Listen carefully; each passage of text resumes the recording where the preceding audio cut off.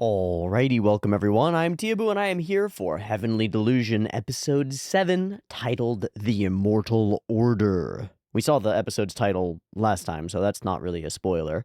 And last time on Heavenly Delusion, we went searching for clear, crystal clear water and found more than we bargained for. We found a very cute bear who chased us very far and tried to eat our faces very much. He was a good boy. Golly, what a circumstance. And then all of the little complications that brewed out of that. And all of it felt, as I said in the episode and in the discussion, felt as though it was constructed to enable the interaction between Maru and Kiruko, where we make a quid pro quo agreement in promise in one context, and then find out that that actually has meaning consequences, and maybe is or maybe isn't what we want to do in another context. And just entered into this space that I tried to describe over the course of the discussion between the ideation of a thing and the actual acting out of the thing, where you have to come to grips with what the thing actually means. You're actually doing it as opposed to just the fantasy of it, just the delusion, just the idea of this thing. It pales in comparison to the reality.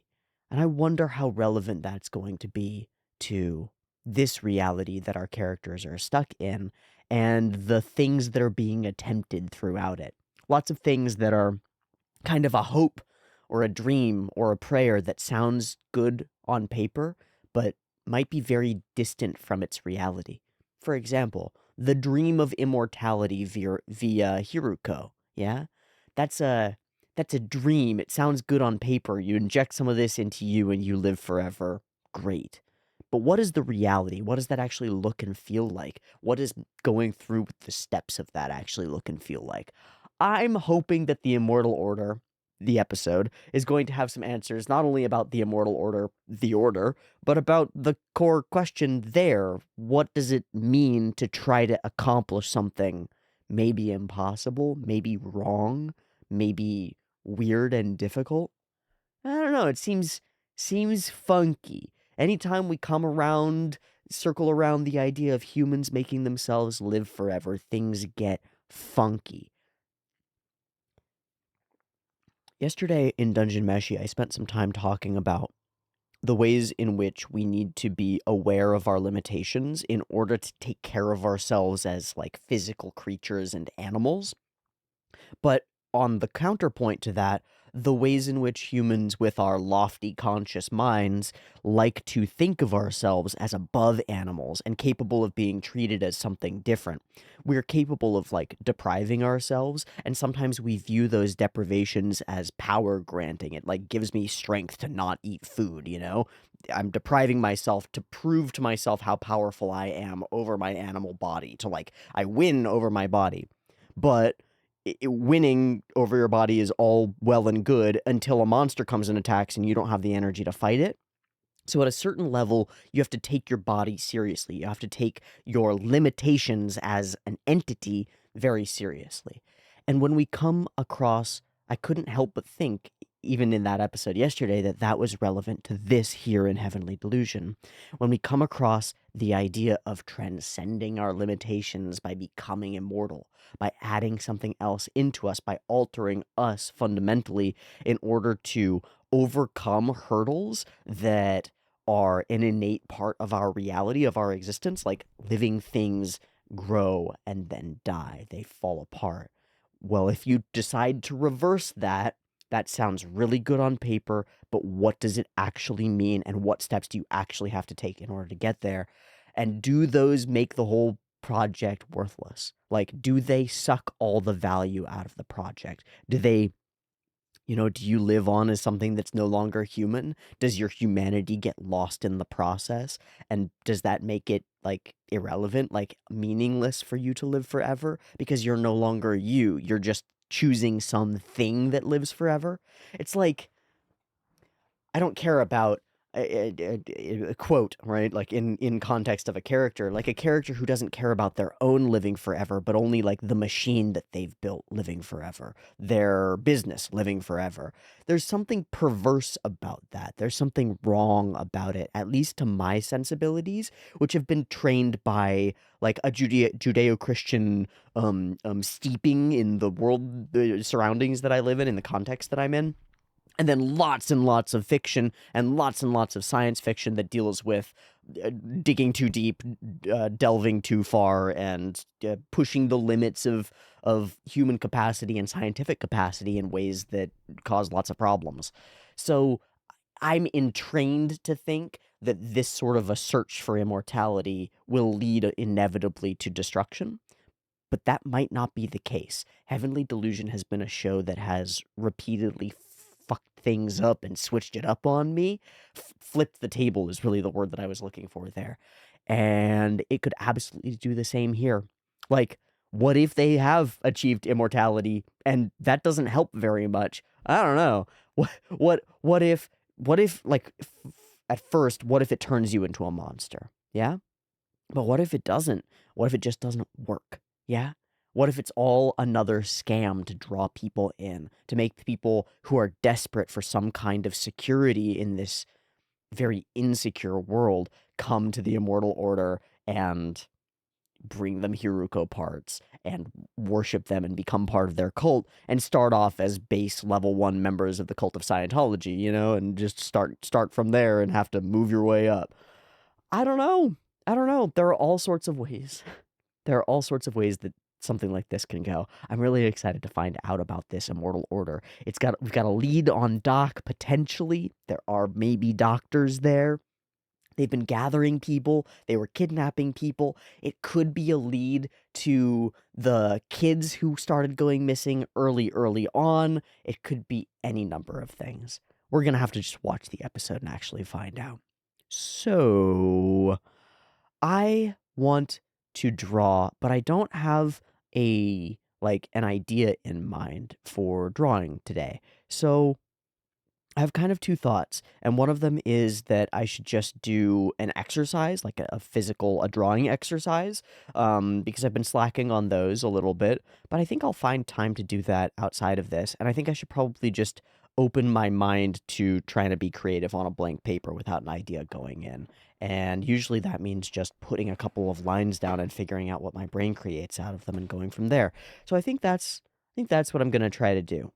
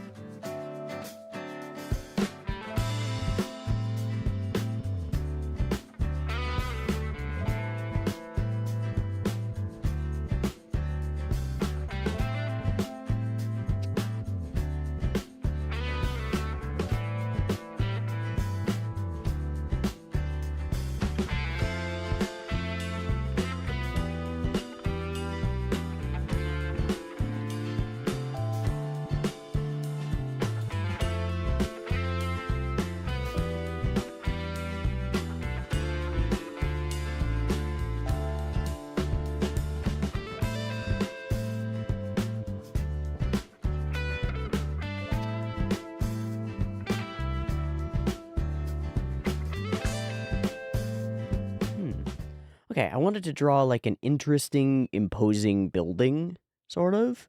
And what I've drawn is like a school, but it's like the Kremlin? There's actually something about that fits. When I think of this Immortal Order, my mind goes to like uniforms and salutes and like people play acting, like cosplaying organization and order, as like a revival of a bygone order to things, a feeling like things can be controlled if you just wear the uniform and stand stand at attention and salute the right people, everything is fine. With a kind of a fascist undercurrent and a sprinkle of admiration for that kind of organization and structure. And I think that's the, like, top-down element. Uh, there's like a I don't know. What I've come up with is kind of like the school and the Kremlin. And I wonder if there's somewhere in the middle between that of, like, scholastic education and dictatorship mixed together, melded and mashed. That's kind of the vibe that I get from the Immortal Order. Join us. Join the Immortal Order. We definitely won't chew you up and spit you out or anything like that. Wee. Ah, woo. All right. I think that's about it for a drawing, for spieling, for talking. Let's watch episode 7 of Heavenly Delusion and see what the fuck happens next, shall we? Let's find out what this Immortal Order is all about and whether it even exists. You know, it could just be a freaking rumor. It's kind of got boogeyman vibes to it. So let's see where the truth is, or whether it's just another scary bear in a pit. I don't know.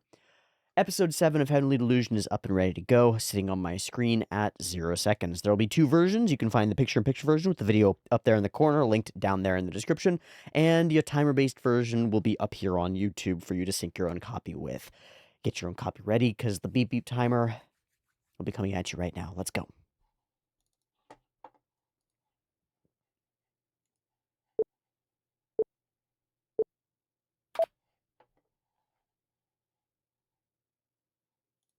Double check.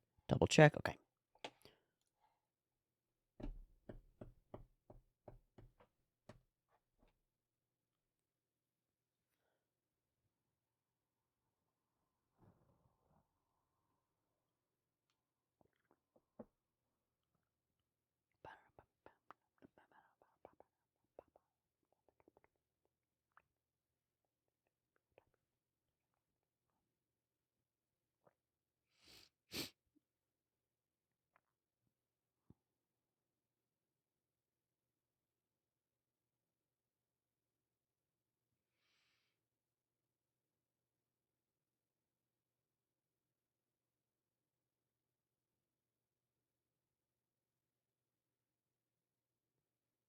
How does the Marutachi work, man? There's so many cool mysteries.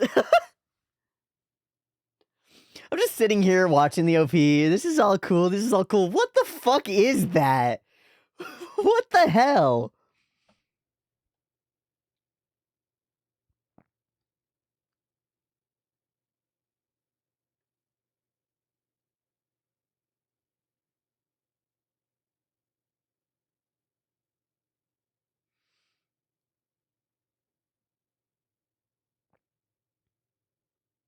Okay. Lighthearted music. We're wandering. That used to be a gas station.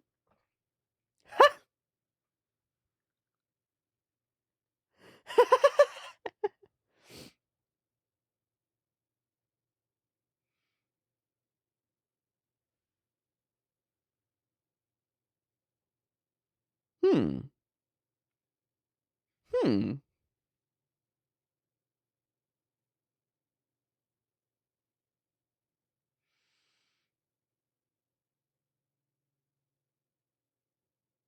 Shit.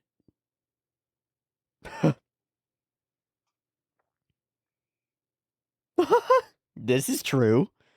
People get blindly aggressive. We kill man-eats.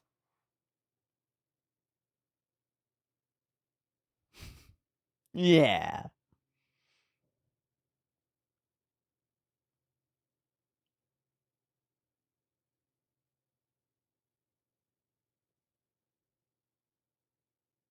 He's the only one who calls them Hirukos?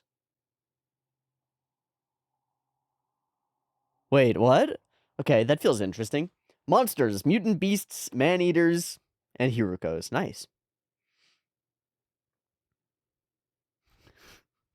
Just cross it off. Yeah, I thought there'd be a big obvious building. Shit.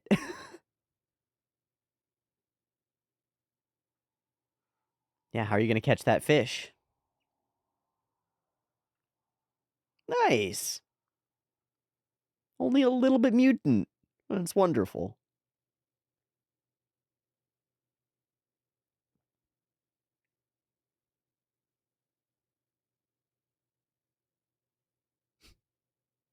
Hmm?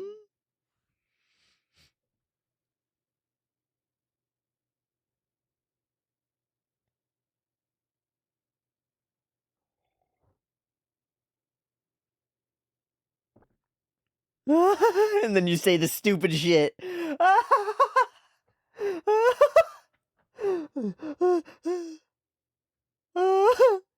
Hi. Nah, it's fake now. Oh, are we being observed?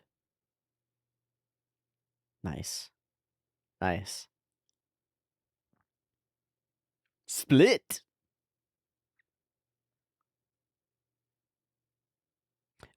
From that group, do they think that we're part of the Immortal Order? Oh, we've got a ventilator.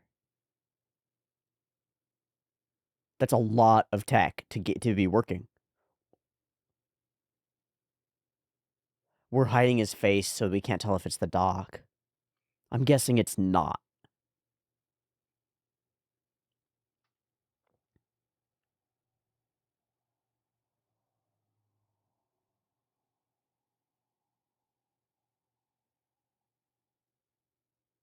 That's such a fucking voice. That's not Katomine Kire, is it? But it's in a level, you know? Ulto Baton. We were the bait. Yeah. Big fire out in the open. Cafe Hideaway.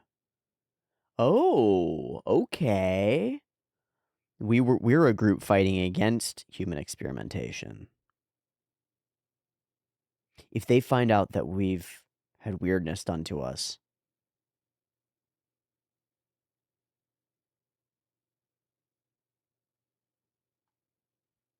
that's confirmation that we're there.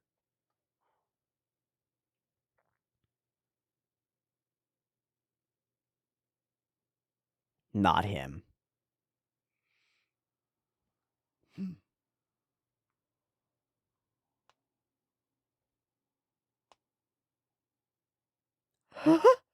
Chigo, Chigo. Oh shit, we got. Oh fuck. Wait, we're in the middle of two competing forces. Oh, we are the anti-immortal order. Oh.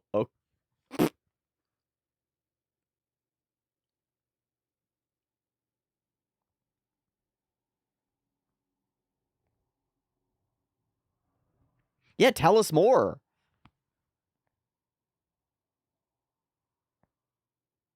They take your guts. They're stealing parts.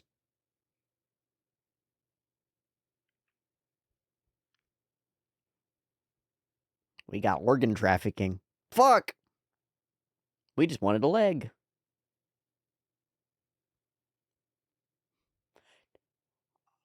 I wonder if she just doesn't understand what was happening. I don't think so. I think you would know. Okay. Damn.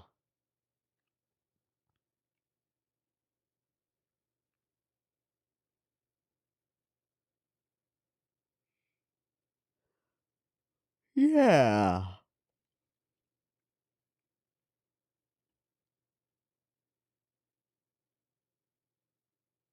Oh, they want to upload. Oh, they're uploaders. Oh. Oh, okay. This is fine. Yeah. Time to get going.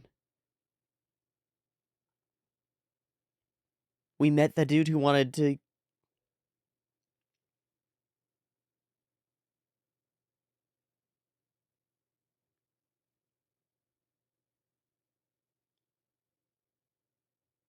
Let them do what they want to do. Hmm.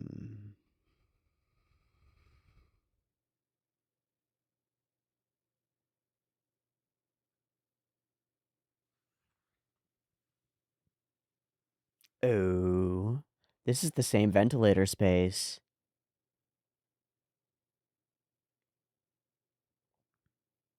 I bet it's a Hiruko fusion.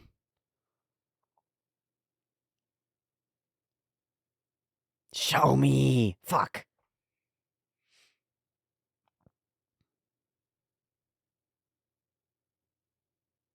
But kept alive by the machines. See, this sounds horrifying.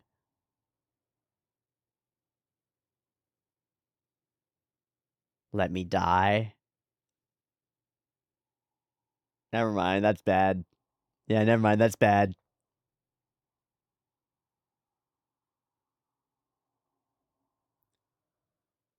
They worship him, it? Oh man, this has such Fallout 1 energy. What the fuck?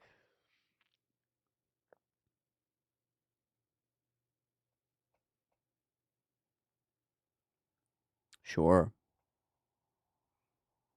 Nope. Fuck. Okay. Unless he brain transplanted himself into a younger body. It's probably just a rumor. Wait, they had no evidence of that. Okay, you got a man-eater to kill? Let's do it.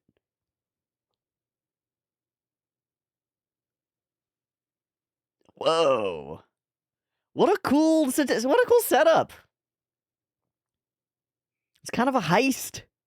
Yeah? With mysteries afoot. But also we're wrong. Like, it's very clear to me from the way that this has been described that we're wrong about at least one core assumption about their group. It might be the nature of the person who wants to die. Whoa.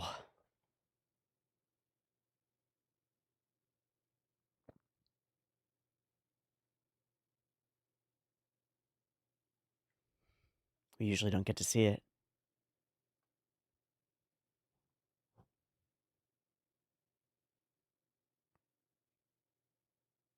Not a Haruki and... yeah.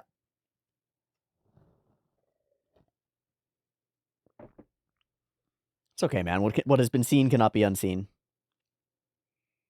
Is his tooth growing back?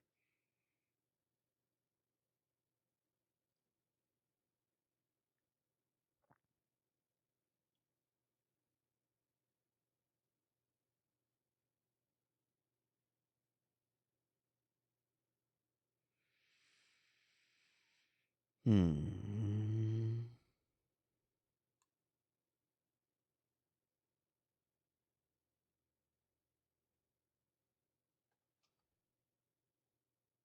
Turn over, man. Face the other way. Point your weapon in the other direction, please. Yeah, this has like death cult end of times energy for these people.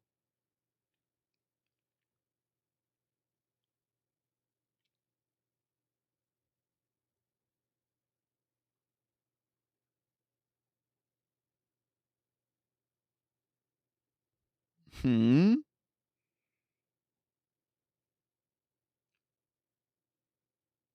Hmm. Reject your technology and immediately fall over. I don't know about that. I don't think so. Take the crutch. Oh. Oh, whoa, whoa. Oh, whoa, whoa.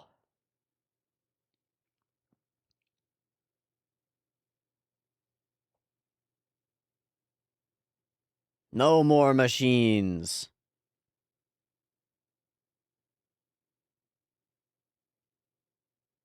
Is that why they're keeping it?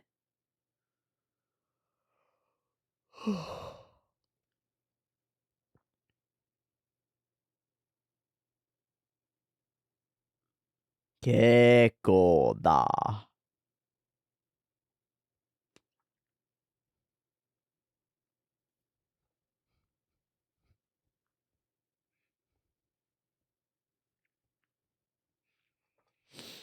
Hmm. Hmm.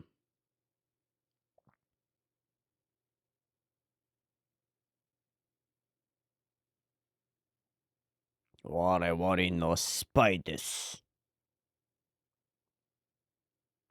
This background music is so fucking good. The way that it's slow built up. So fucking good. It's crazy how in tune the music just like choices are with the flow of everything. It's so crazy. She's so good. Okay, we're descending once more. Easy answers behind an easy basement. Doubt it. Nothing about this is going to be straightforward. I expect a dozen guns pointed at us. They have lights. They have electricity.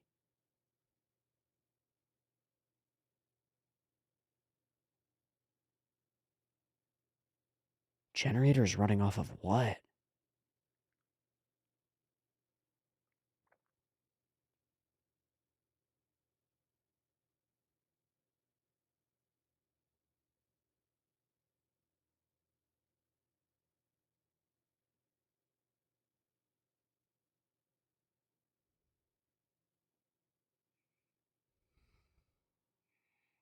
Yeah.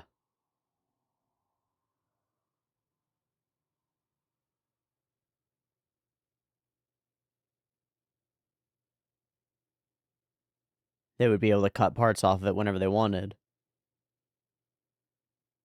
Huh. A little flicker.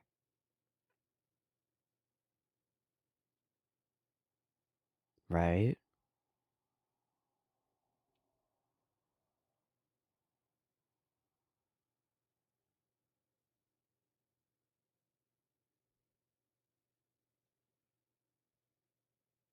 Yeah, that tracks.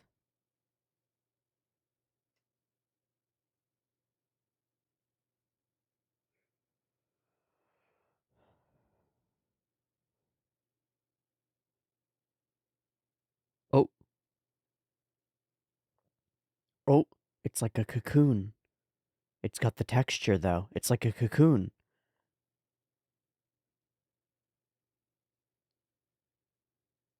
Whoa. It looks so much like the little.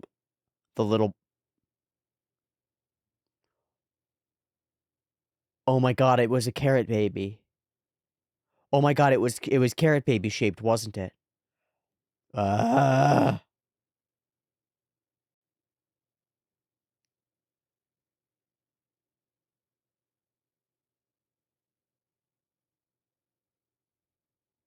Uh-oh. Are they everywhere? And is there a mom?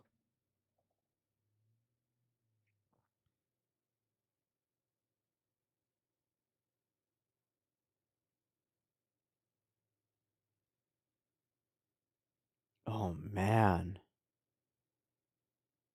It looks so similar to what wrapped around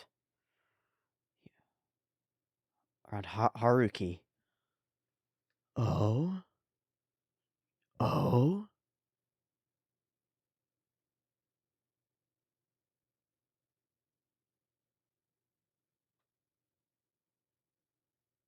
Hungy. Hungy. Holy fuck. Don't just blast off the shots. Oh fuck, a squad, a whole swarm of them is bad. Whoa, through the walls? Was it moving through the concrete? Yeah.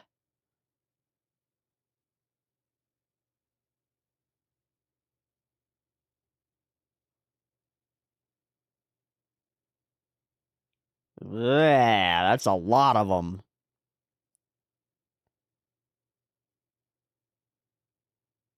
Marutachi?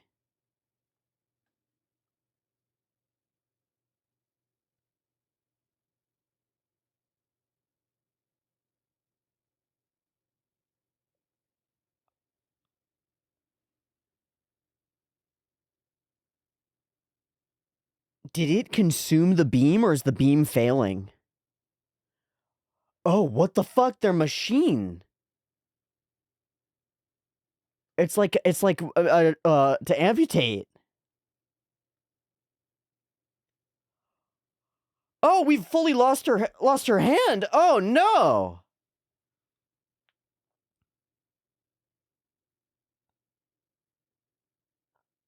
How do we get out of this one?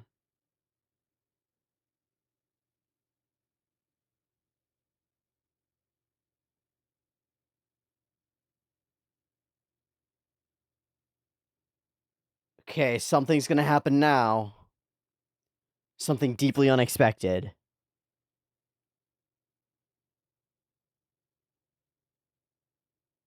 What? Whoa, it was a trip?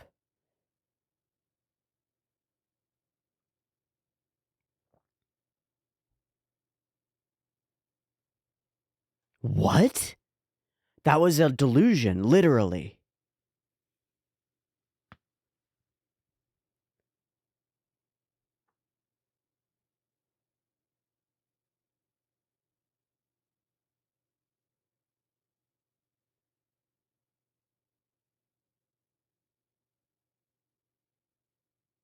That was so real, though.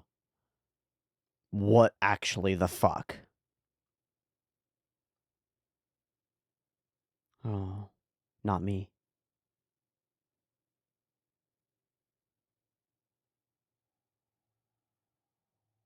Damn. That really sucks.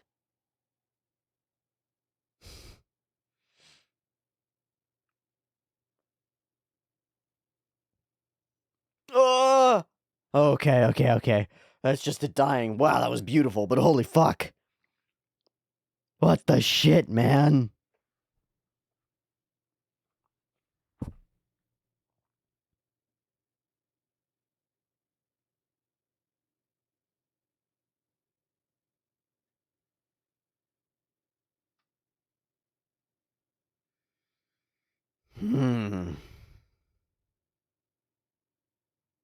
So everything we saw about them in that delusion is false. The machiney parts, the clicks, the whole thing. It's not quite true.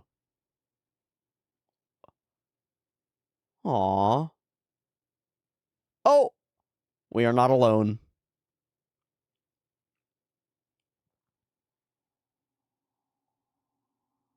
It's the doctor. Black suit, purple tie.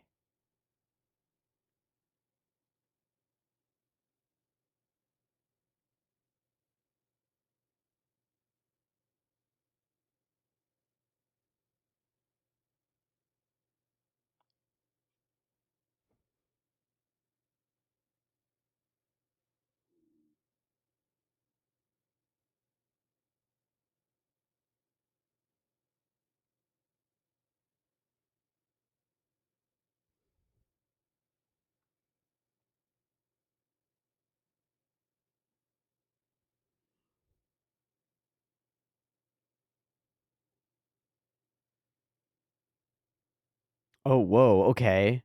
So this group has developed around him without his consent necessarily. This is Dr. Usami.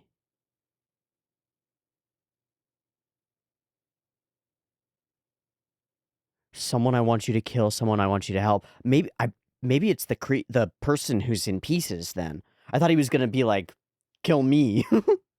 It had that vibe. But maybe the person who's in pieces. Maybe that's what he's trying to do, is not to sustain it, but to help it die. Oh, what if it's true that being fused with a Hiroko makes you live forever, and that sucks? Oh, maybe. I've never referred to it as such myself. Fucking interesting setup.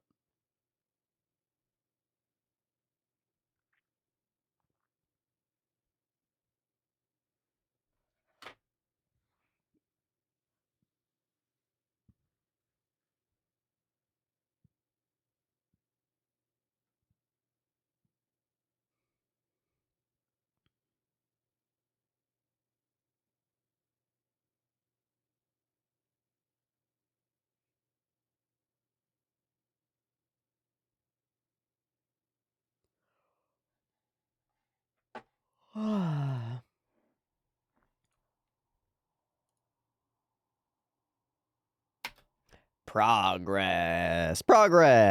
This episode feels like progress. It also doesn't feel like it has a lesson, an Aesop to it. Like the previous episode felt like it had maybe a lesson or an Aesop isn't exactly the thing that I mean. I don't think that the core resolvable, the thing that we're trying to really get at under the surface, has been solidly revealed in this episode yet, which makes me think that this piece of the extended story, we're going to get more answers as we move forward. Um, I don't have time or energy today to watch another episode immediately after this, so we're gonna focus on this episode as it is. I think in a perfect world, maybe watching this one and the next one together would be good, but I'm fucking exhausted and I have some things that I've got to do today before the sun sets, so I'm just gonna stick with this one episode and we'll talk it through and talk about those elements that we do have here that are very interesting. But the core of the thing has just been kind of revealed to us, and until this doctor tells us a little bit more about what's really going on, we're not going to know. And maybe that's the point. Maybe that's the point. You know, our first trek into the clear water space was based on faulty information, and that faulty information led us to make decisions that put us in danger, right? And now we're based on all the information that we can get about the Immortal Order. We're acting toward them in a particular way, but it might not be accurate information. And that means we might be acting in ways that harm them, harm us, and do stuff that's not understood, you know? We're acting with only a one-sided propagandistic viewpoint on the whole circumstance, that where every claim that's made there could be false or comes as a piece of rumor, or at least of a piece of misinterpretation. We build up layers and layers of truthiness, getting closer to the truth, and they're enough to convince our characters to go in and take this job, right? But they're not quite enough to convince Maru's like heart of hearts that it's quite right. The first layer is our first rumors about the Immortal Order that we hear. Ooh, there's this spooky group that's abducting people and they're all spooky. And then there's a doctor working there, right? And then the dude from the ship who's like, if you get injected with Hiroko Goo, you can live forever. And I want to go there because that's where they do it.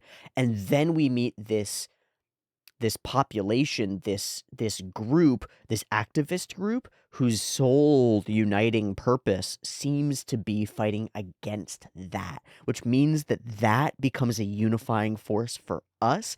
It puts the lady who tells us what she saw in a position of authority and power. It creates all these potentially ulterior motives for these people that might make them fully believe a thing that might not be true, and then might make them incentivized to keep believing it and incentivized to get other people to believe it because it generates more power and pressure and force, you know?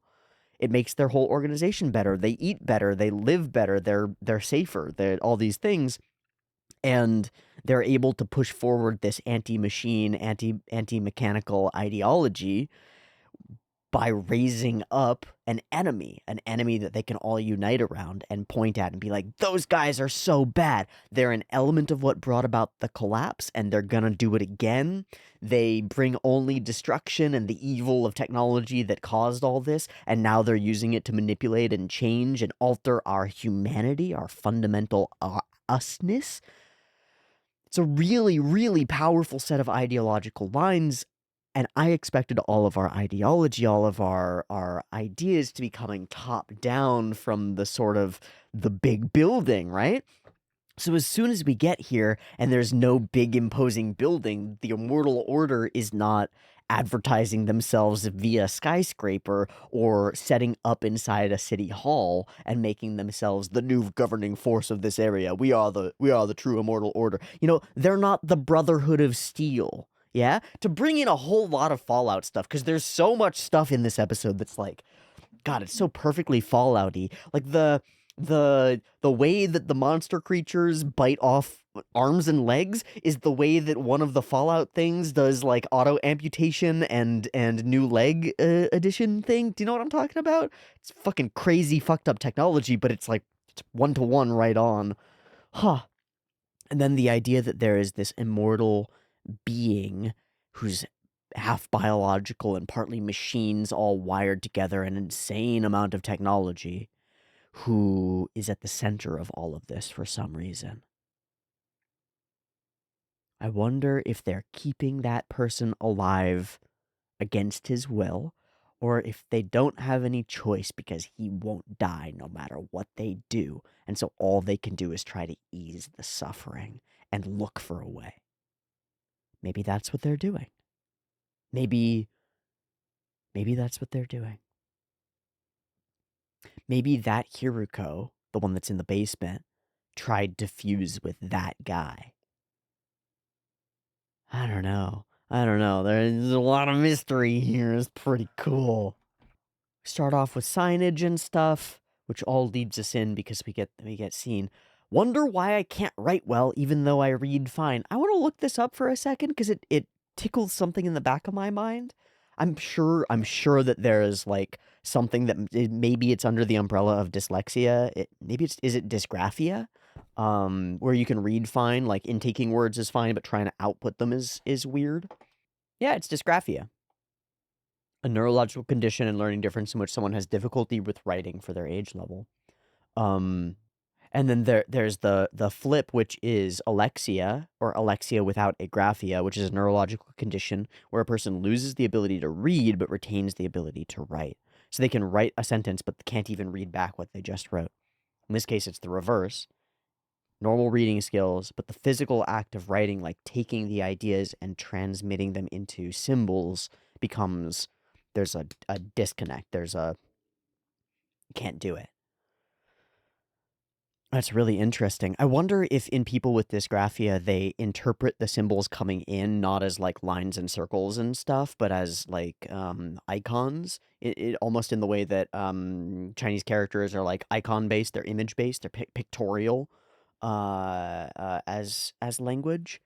And so then it's just like the part of the brain that figures out how to break that down into pieces and reconstruct it is broken. Like you see a bee and it reads to you, it just triggers that's buh in your mind. You don't actually look at what it looks like. It's just locked in because you've already trained that into yourself. But then you've had a stroke or some... I wonder if this indicates some kind of brain damage to Maru. I don't know. Okay, interesting. I wonder why. I don't know, man. We haven't indicated anything about Tokyo's abilities to read or write, have we? Like, what if Tokyo can write fine but can't read? Like, what if they're sharing a brain? That would be weird. I don't know. I kill and eat men. This line stood out to me a lot. Seems to me people get blindly aggressive about stuff they don't understand. And we're immediately going to introduce a Luddite movement that's like, no more technology. Technology's evil. Blindly aggressive about things they don't understand.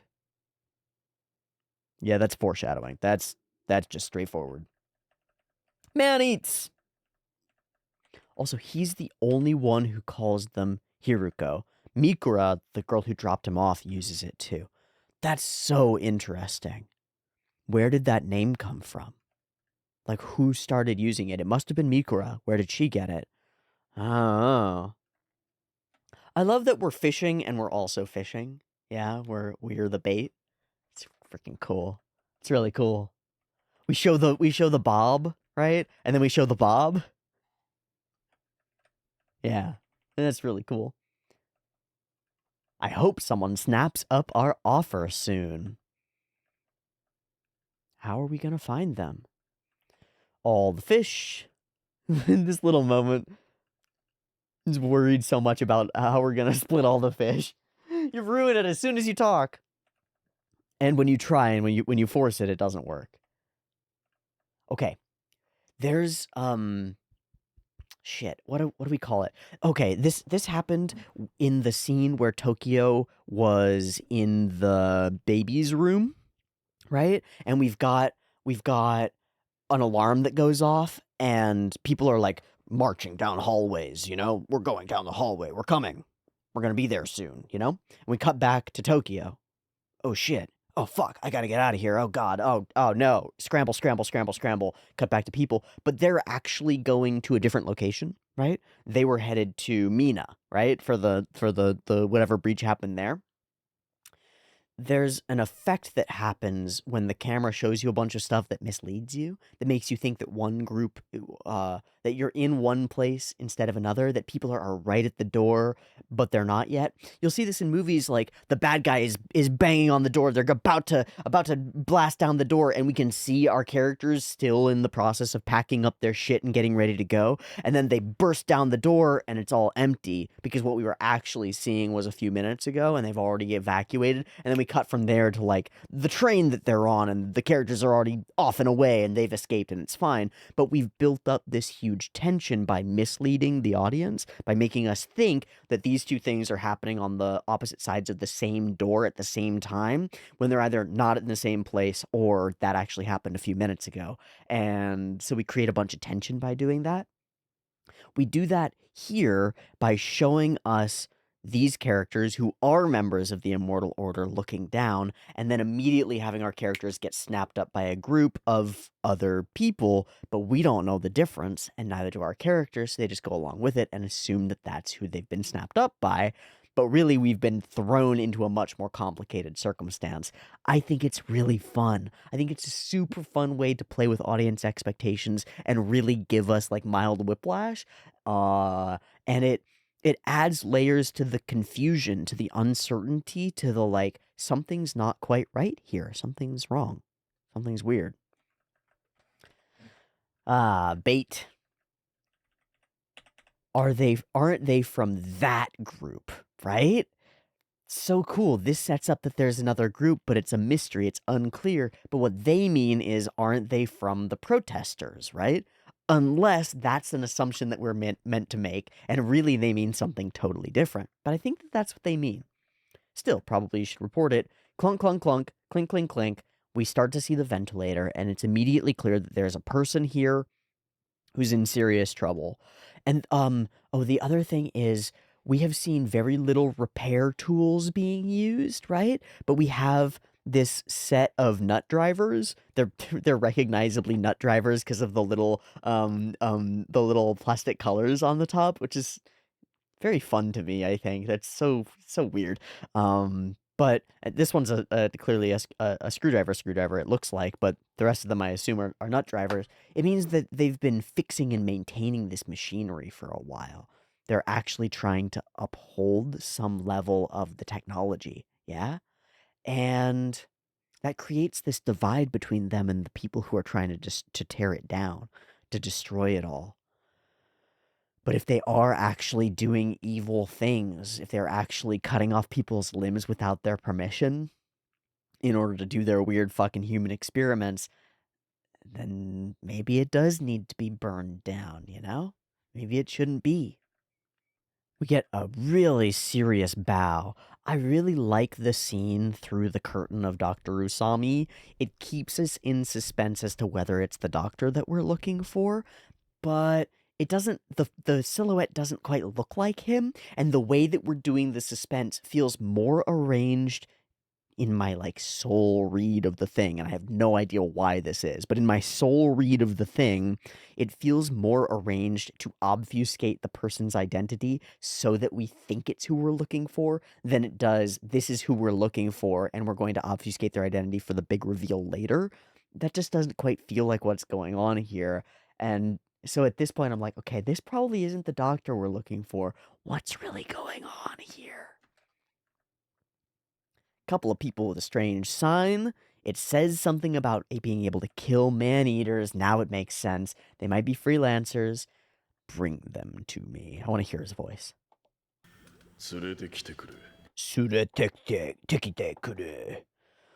Okay, where have I heard him recently? I gotta find out. Looks like it's Shunsuke Takeuchi?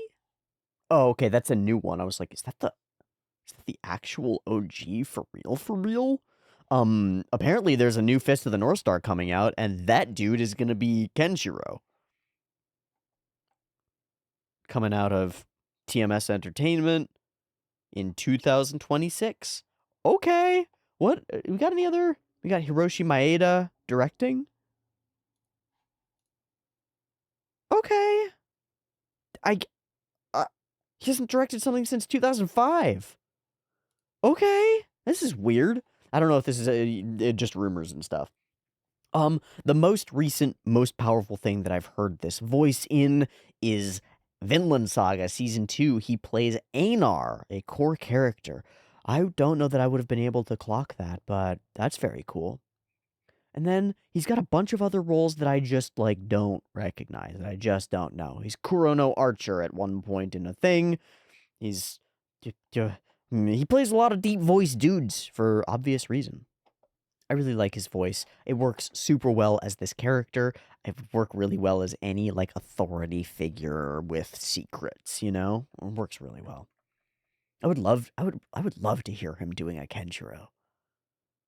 That sounds really good. That makes me a little bit, like, intrigued by the new Fist of the North Star thing. I figure it probably is going to be money grabbing, make a popular franchise reborn kind of garbage, but could be really cool. Hee catchy. This way, please. I love how we snap through these cuts. We're just there. They arrive. We don't interact. They guide us here, and here we are. Oh boy, it is not what we expected. We got a bunch of people sitting around, sipping sake and surviving, reading books, just living in the dark. A stark contrast to the electrified, at least the basement is electrified, of the Immortal Order. We have some business. What kind of business? If it's treatment, be wary. No, I'm looking for the doctor. That's not the doctor. Well, shit. Wait, aren't you guys from the Immortal Order? And we finally figure it out. No, actually, they are anti-Immortal Order. How fun. I think that's so fun. And we snap back here, and the Immortal Order has come to pick them up, has come to investigate them, but they've been taken already. It's too late. They've already been snapped up by the enemy.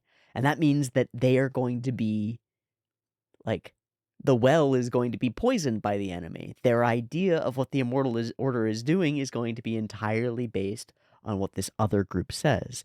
And while they would probably get the party line if they went to the Immortal Order and talked to them, they'd be like, we're the Immortal Order! Or maybe that's not what they call themselves, right? We're the people trying to live and survive and stuff. And like, oh, that's not the Immortal Order at all. It's like, yeah, this weird group started calling us that, and they really hate us because we use electricity and stuff, and it's very strange, and we don't really know why they hate us, but they keep trying to protest us as though we're doing crazy human experimentation, but I think they are actually doing some human experimentation, you know? I think they just might be. Yeah. At the very least, we need an explanation for Lady's leg, you know? Like, we saw her in there with her leg cut off. The question is, do we believe her story? Oh, I don't know. It's hard. It's hard. Wait, hear us out. We're opposed to them. We're the Live You Men. What a terrible name. And I'm their leader, Mizuhashi. We wanted to discuss it. We want to kill their Hiruko, yeah? But the truth is, like, we come into it and we're like, we actually don't understand what's going on. Please fill us in.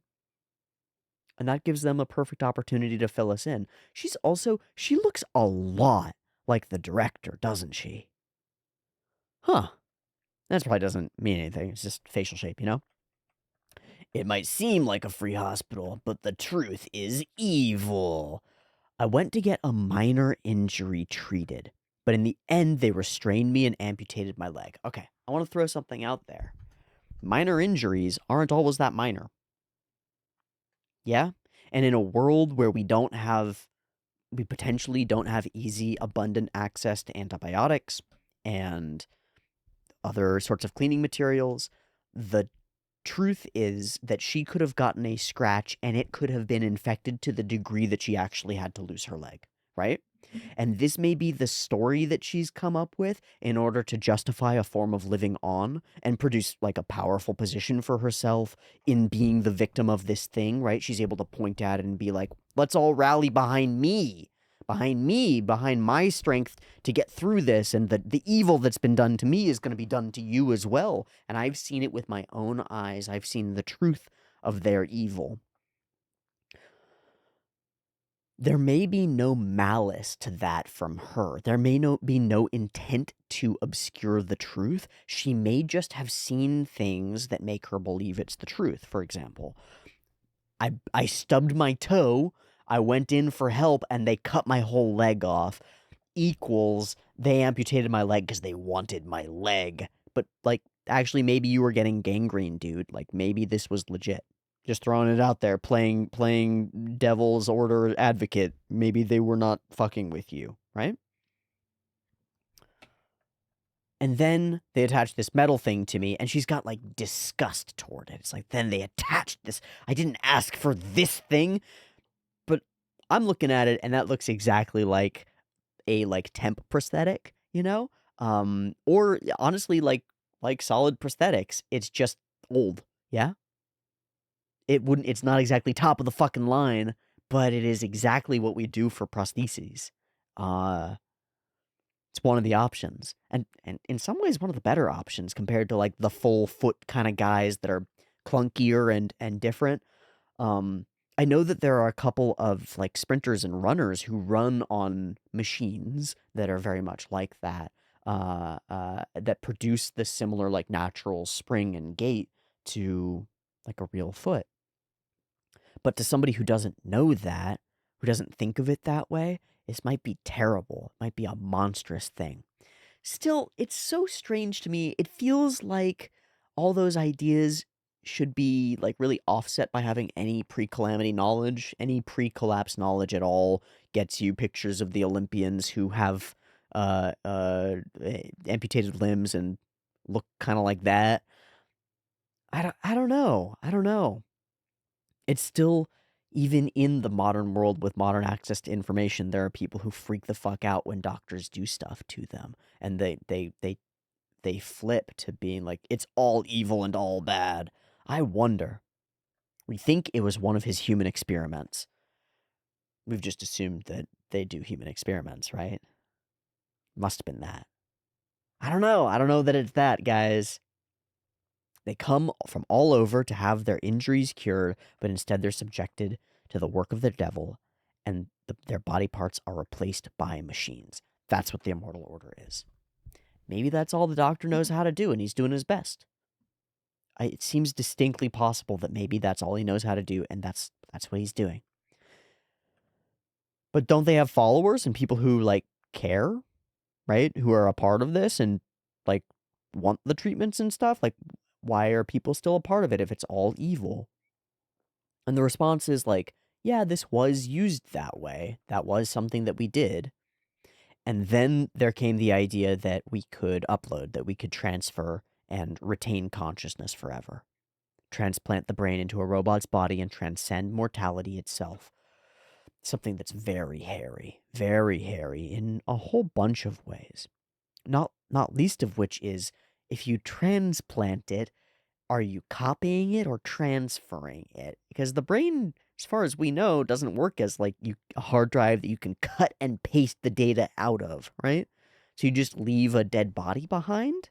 Or do you leave a second copy of you that's now, one's immortal and machinified and one is totally mortal and normalified? Wild idea.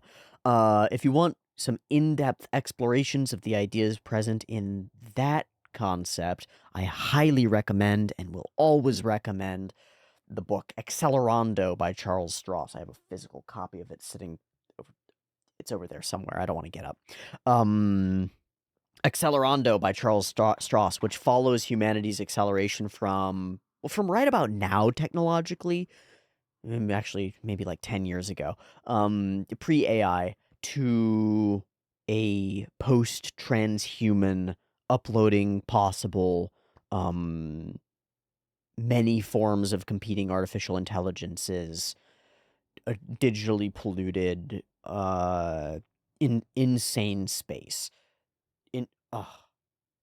There are so many fucking ideas in that book that have fundamentally altered the way that I see technology and the way that I see humans' potential interactions with it, both for positive and for negative, and for the incredible opportunities that it represents and the terrifying possibilities, the real horror the like Hieronymus Bosch painting sort of future possibilities. Woof. Transplanted into a robot's body, thus transcending mortality. Of course, ethically, it wasn't possible to do anything that radical, but now the world is lawless, and so people are going to do what they want. Oh. Brain uploading doesn't scare me that much right now, just because of where the technology appears to be. It doesn't scare me that much. Neither does the Neuralink control stuff. It doesn't scare me that much. But there are a couple of emergent technologies where it is only the moral and legal frameworks that prevent people from actively going and engaging in them. For example, human genetic engineering is like completely possible, provably possible, and has been for years. And there's no reason that somebody who doesn't care about the laws and has the opportunities, has the resources, couldn't start gengineering humans, like really truly gengineering humans. I worry for what happens when there's a solid population of Gengis. And sorry to coin a weird word for it, but I've already coined the word for it. You can take it and start spreading it around. There's going to be a generation called Gen G, and they're the Gengis, and they're the gengineered ones. And they're coming.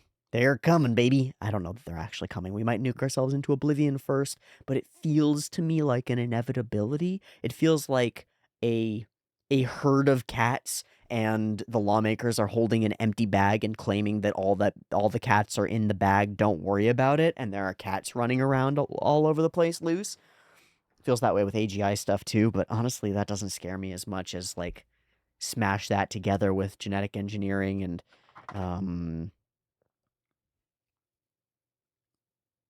start throwing new things at the human genome to see what sticks. It scares the shit out of me, man. I mentioned Hieronymus Bosch paintings, but like when I think of a genetically engineered future gone rampant, what I think of is Hieronymus Bosch's his 3-piece painting, The Garden of Earthly Delights, and the hellscape that's on the right panel of that, with all these contorted, distorted humanoid creatures, so many of them twisted into partially animal shapes and forms, with like the heads of animals or the limbs of monstrous creatures. Ooh, that's what it gives me, is like, oh yeah, this is the future, man. That's good. The one potential future. No, let's not do that one. And it worries me that like if people fully lost faith in systems of control, in legal systems and moral systems, there's no reason not to go those routes, and pursue them and see exactly where they take us. And if things were to collapse, I think that the same might happen. Of course, the collapse in a way like this reduces dramatically your access to the technology. Like, people in this world can't just boot up ChatGPT and be like, yo, how do I make humans glow? Which makes it much harder to access the tech. But if you already had it, you already had the information and the ideas, and you were already working down that front, and if doctors are willing, then probably there are humans who are willing too. So we do this little thing where they start looking away, and the group that they're talking to calls out their internal thoughts, calls out the counter arguments as they go. Why not live and let live? Like, behind closed doors, they can do whatever they want. It's fine, right? And that gets Maru. Oop, got him. And then, isn't it your fault for going in there and trusting without really knowing what would happen? That one's really falls flat, right? That one really falls flat. It's like, isn't it your fault for going and seeking help from people and then getting betrayed? No. It's a fundamentally human thing to call for help. Fundamentally human. I'm going to say it here because I said it in a different video maybe a week ago or so, but there is a profound line in the arsenal of many therapists as a sentence to use, and it is: the first thing that babies do when they're born is cry out for help, because they're not capable on their own and they need help. Your and my and every human's first action is to cry out for somebody else to help them. And that means it's okay for you as an adult, as a teenager, as whoever you are in whatever circumstance you're in, to call out for help. And maybe it won't come, and that would suck, but maybe it will. And you can't hate yourself for having the courage in a lonely, cold world to cry out for connection. So why not let it go on behind closed doors? It's your own damn fault, you victim, for going and putting yourself in this circumstance. That's what you're thinking. Well, I understand. You're probably wondering why I speak out. But I saw it. I saw it myself. I don't think that her argument answers this one. Why not let those who want to be involved get on with it? The part of it that does answer it, I suppose, is that the person who's being experimented on, from her perspective at least, doesn't want to be alive anymore. So he doesn't fit the position of those who want to be involved in it. So it's not just letting them do what they want. They're actively harming people who don't want to be harmed by them. And she includes herself in that, obviously, right? I've seen it. You used to kill people. You used to kill motherfuckers. I've seen it. Okay, we open the thing. We cut back to her. I really like her faces throughout this. It has to do with the way that her face is sort of structured, but then also the way it contorts. Yeah. A body chopped to bits, hacked to a point that ought to be beyond survival, being kept alive by an impossible number of machines. When it noticed, it spoke to me. Let me die. Bloody cables, and we don't get to really see it. What's even more shocking, and I want to mention that as she discusses this, she slips away from practical reality and toward kind of florid language that colors and characterizes really strongly. I just want to point at it and maybe make you watch out for it.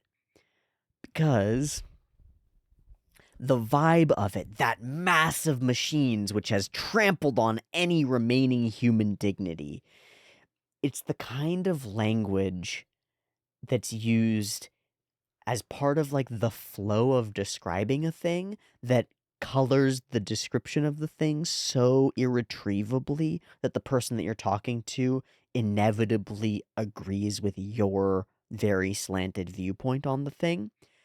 I want to point at it, and then I want to request that if you are a person who engages with news media, that you keep an eye out for this, for highly loaded descriptors when something is being introduced before it's talked about, like pieces of news media that don't have opinion baked into them, right? They're actually literally just a description of what happened. So like XYZ person said XYZ at XYZ event, and ABC person responded XYZ way, and that's what happened. But if the frame is XYZ person known blank blank blank described at event for totally destroying and genociding, we love genocide event, and I'm being really facetious and expanding it out, but there's no literal stated opinion through the piece. It doesn't say, and that's really bad that these people are talking about that. It pretends to be news, but what it is opinion, yeah?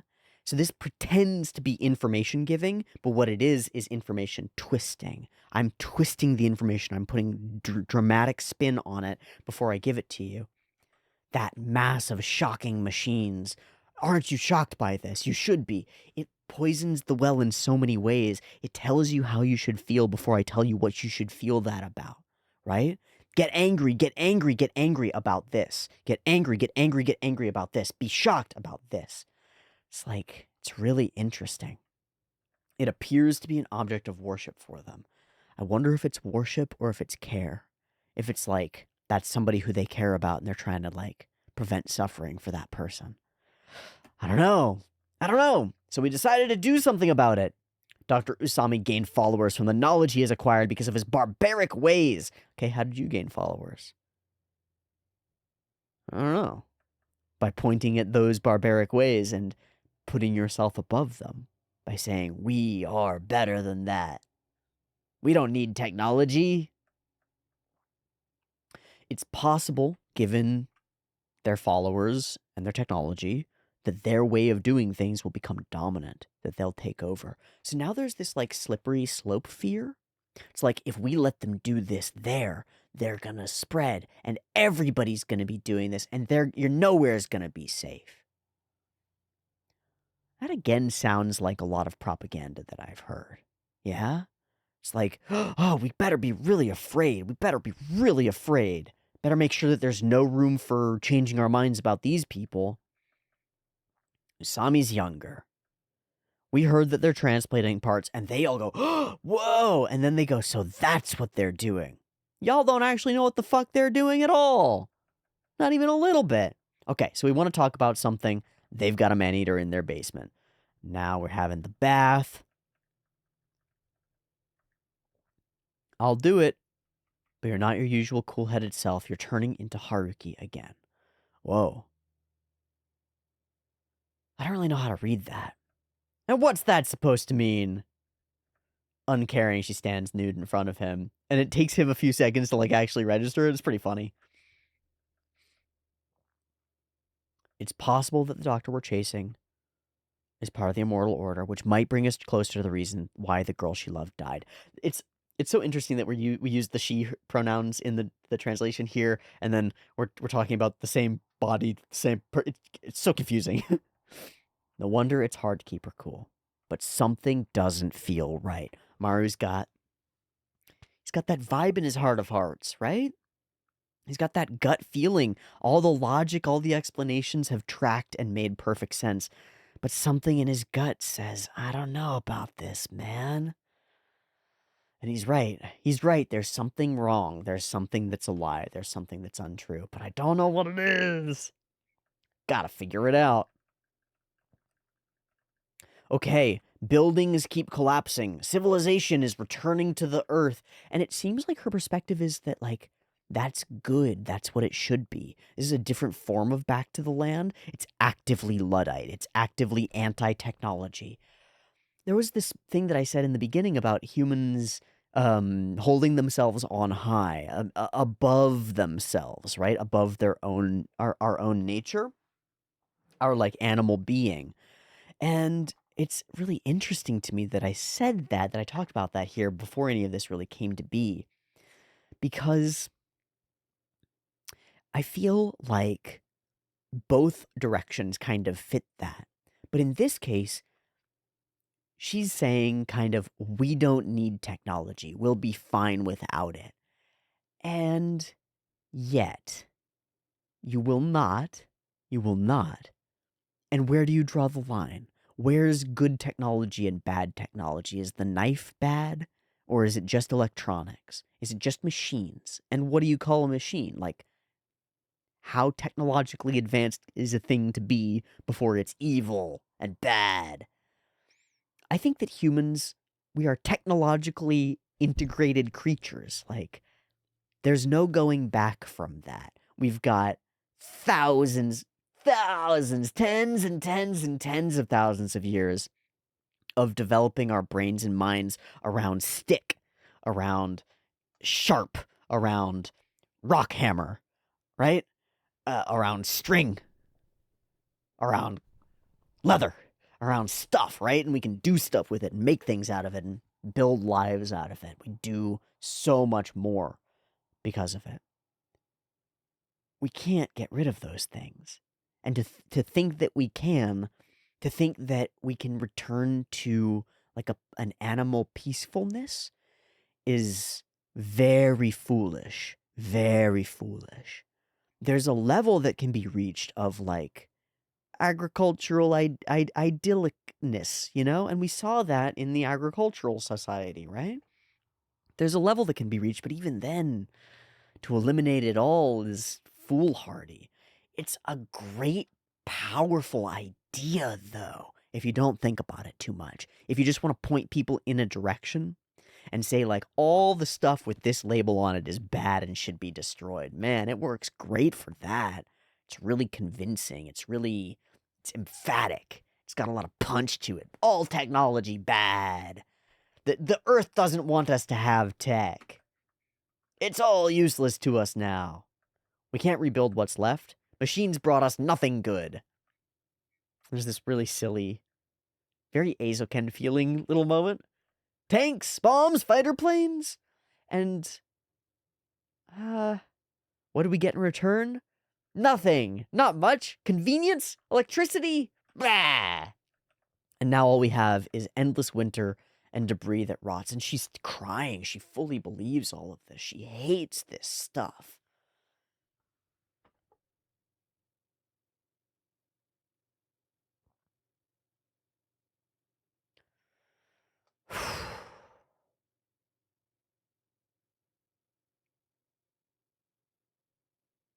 But it's so far removed from the reality. All the lanterns in their little space, the books that they were reading, the clothes that they wear. That's really foolhardy. Yeah! She takes off. It's really foolhardy. She takes off her prosthetic and falls flat on her fucking face. Yeah? There's like a spitting in the face of God here. And I don't necessarily mean in a religious sense, but I mean spitting in the face of reality. Spitting in the face of your own limitations in a way that doesn't treat you with compassion, that doesn't... There's something really wrong about it.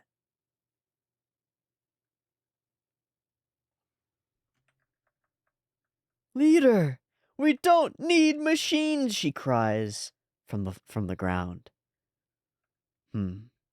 Sure is crazy. Yeah, all we can do is rant and rave. But hey, if we get rid of their bodyguard monster, we can have a discussion on equal terms. Is that what they actually want? You want a discussion on equal terms, and so you just want to tear them down to your level so that you can talk? I think you just want to tear them down.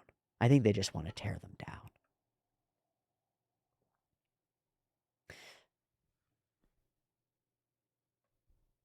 The mindset, this victim mindset. And I don't mean victim mentality, which is a phrase that's been kind of co-opted by, I don't know, by like hustle stuff and sort of right-wing culture, I think, is like, oh, victim mentality. That's like a liberal thing. That's like a weakness thing. That's what that is. It's a weakness thing. That's not what I mean. I mean this frame where we frame self as victim and below them, like there's a divide between us and it needs to be reconciled, right? There's something wrong about this. And the perspective that we take is not one of we should raise up, we should be raised up, we should raise ourselves up. They should be torn down. Evenness, even playing field is what really matters. There are fields, regions, spaces in the world where that's probably true, where some reducing of the most high would probably benefit us all. Money. But there are a lot of places where this just serves as a under the surface, an invisible, what am I looking for? A covert mode for gathering power, is to say, oh, we're so powerless, they're on high, we need to build up forces so that we can stand up against them, we need to build up because we're so powerless. That frame of like, oh, I'm so weak and they're so strong, so they need to be brought down, produces a lot of power for me and doesn't acknowledge that power that's produced for me. It's really quite interesting, yeah? There are a couple of segments of Robert Greene's book, The 48 Laws of Power, that focus in on this kind of power through weakness, and, yeah. Focus in on this kind of power through weakness and how it can be used to motivate people and build a movement, right, that has quite a bit of power, built off of claiming that they have no power. Yeah?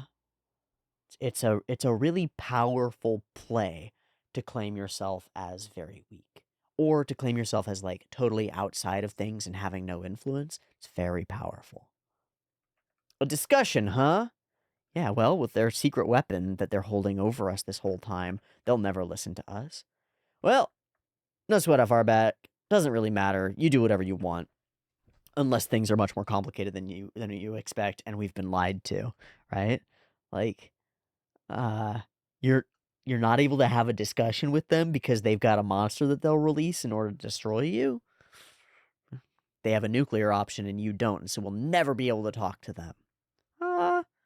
Okay, I suppose. It seems incorrect to me.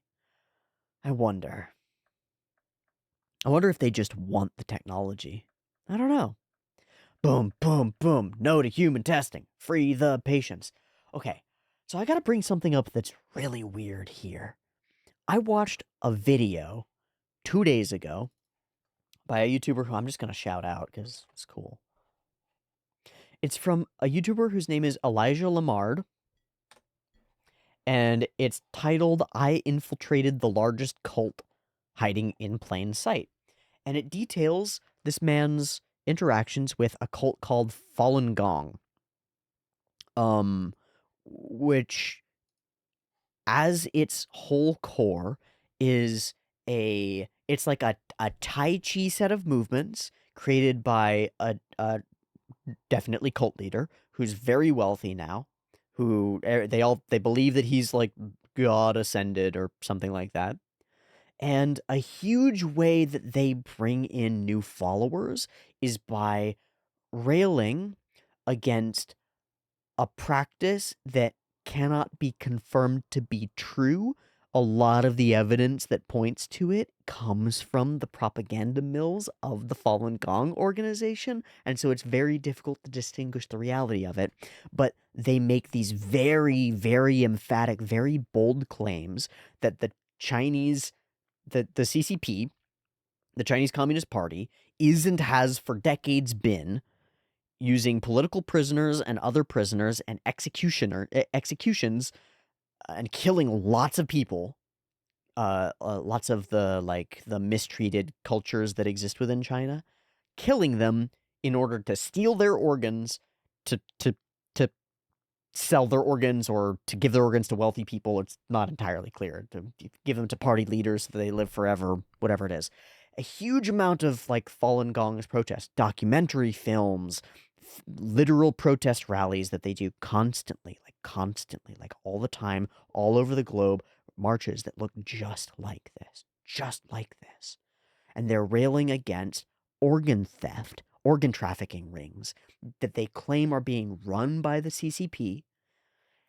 And when you go in, if you watch the Elijah Lamard video, I'd really recommend watching it because he does a very good deep dive. If you dig in a little bit, it seems like these claims are very effective at getting people to organize along with Falun Gong and getting them to believe the same thing and getting them to all work together. I wonder if this is the same damn thing. I wonder if it's inspired by the same damn thing. It's so close. The only thing that they're not doing is Tai Chi hand movements. It's the only thing that's missing. But to like find people who are in power, claim that they're doing something terribly evil and have harmed me in particular, and we know the truth and we should rail against them and tear them down, it generates so much power and so much wealth and so much community for us. I have to think that might be what's going on. We do our diversion, gets you in the basement, head downstairs. Oh, there was the music that begins here. Okay, the first music cue. Okay. And then it cuts out when the door closes. And we get these sort of background. And then empty. Empty, and our soundscape is empty too. All the buildup that happened before, all that tension that was sort of imbued into us by what we've been told about this place, disappears when we actually enter. Okay, and then it's just here, multiple lines later, we start to get boom, boom, and music. As he goes through, why would the guy be doing that if they had a Hiroko already? If that's really it. Oh, no, wait, hold on. But maybe he's never been there. Maybe he was just chasing after a rumor and doesn't really know. So what are they actually doing? They want to experiment on us! The paranoia sets in. And that's when we see the cocoon. Man, I don't know. So, okay, I think the whole sequence of these creatures crawling through the walls crawling doesn't seem like it's real. The chink metal mouths seems like a dream state thing of the amputation fear getting warped in with it. Like literally a delusion. A dormant man-eater? Yep, that's a Hiroko. Whoosh, and he blows it up. Fuck, man. I really wonder. It's got the right shape. If you cut that thing open, does it have a carrot baby in it? That's so weird. Hey, nothing to worry about. Oh, wait. Hey, there's another one. Huh. They're not moving. That's pretty annoying. We find the big one. They survive by playing dead. We come up close to it. Okay, it goes wow, wow, wow, wow, wow, wow. And, oh, there's a color grade shift. It's really subtle. It's really subtle, but here, there's no color grade shift. We're under the standard lighting. Here, there's a green tint. It's the like, the green-blue of the thing, maybe? There's a slight green tint on everything after. Whoa, that's so clever. Okay, there's a green tint on everything. I did not clock it. We pull back, and we're in this space, and these things are acting so weird. It moves like a fly. It moves like a combination of a lot of the Hiroko things that she's seen. Blast with the beam, but it doesn't fire right. It's small beams. They keep missing. It's a little one. It's moving. Where'd you go? Where'd you go? They're climbing out of the freaking floor. Absolutely true horror. King, king. Gosh. The thing you do to fight back doesn't work. The beam, the silver bullet doesn't work against them. They just chop your hands off. They just eat. They consume. Oh. Oh, it's really scary. This can't be happening. This is the end. This is really the end. Real pain, real horror, all hypnotized in by the Hiroko. She calls out for Robin. Please save me, Robin. But it's his kiss that saves her. First kiss for them. Not a fun one. Thank God. I really liked this face from Maru. It's real, like, oh God, are you okay? Real care. You just started shooting at random and flailing. Just rest. I'll deal with the rest of the Hiroko. And then, hey, I guess you wanted Robin to save you, huh? Damn. Sorry, I thought they'd already gotten to you. Why do I have to apologize? Because there's unspoken, you know? You haven't put your trust in Maru like that. But also, it's just a moment of panic, and it's kind of sucky of him to put that out there, yeah? So we get this split, this divide between them that I think is going to carry forward. And then a really crazy cut of the Hiroko falling apart. Oh. Oh.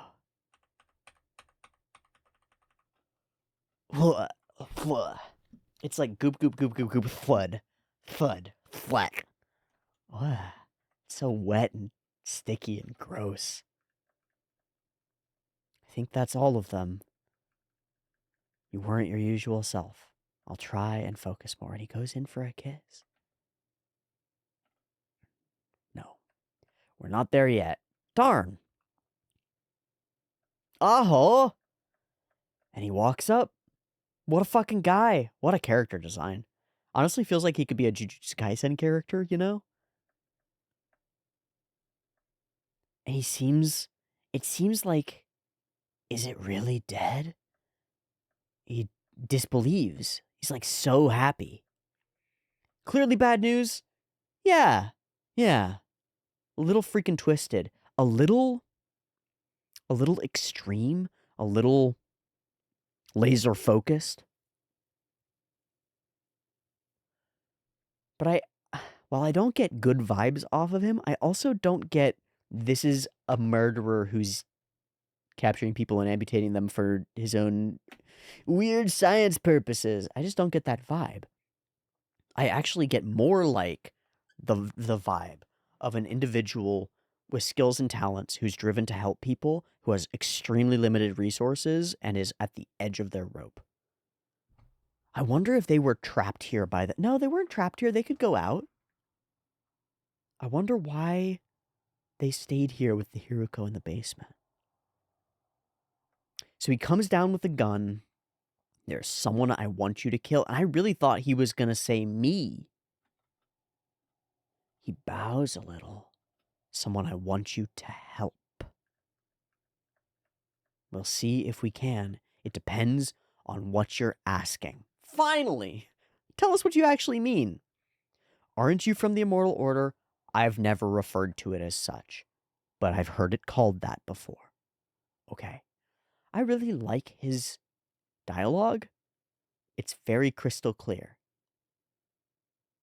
It differentiates the thing very clearly, right? Like there's you could get really confused in the midst of trying to explain, like, oh no, it's not actually called that or anything. But people call it that. I've heard it called that before, but I've never called it that. Super interesting. It's like I didn't start this thing that way for that reason.